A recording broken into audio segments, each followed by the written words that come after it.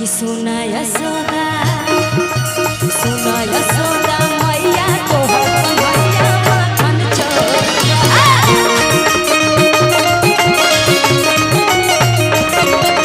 सुना यशोदा मैया तोहर मैया माखन चोरवा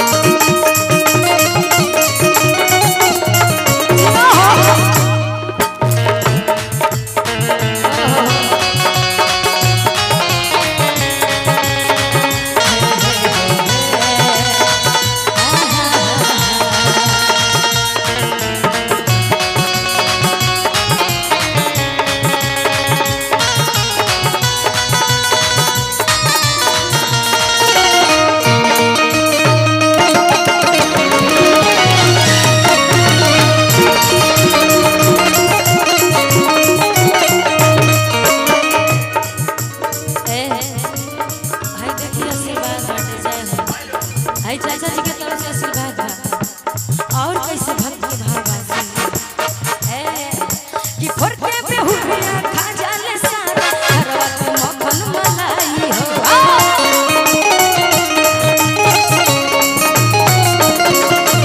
फरके पे हुरिया खा जाले सारा घरवा के मक्खन मलाई हो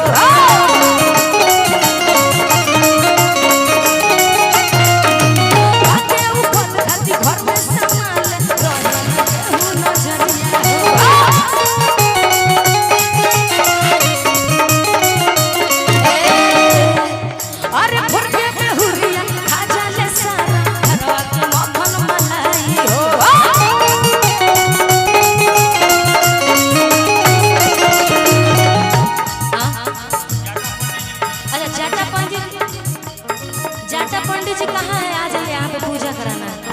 आई जाटा बाबा रुक जाए तने जाटा पंडित जी के बुला दी केने 12 बज गए। हेलो हम चाह पूजन विधि शुरू करे खातिर हमनी के पूज्य जाटा बाबा 12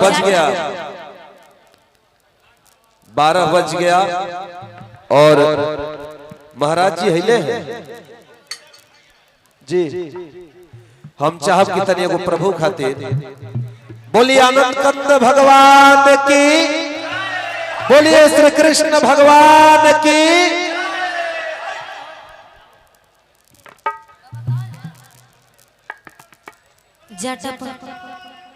जय।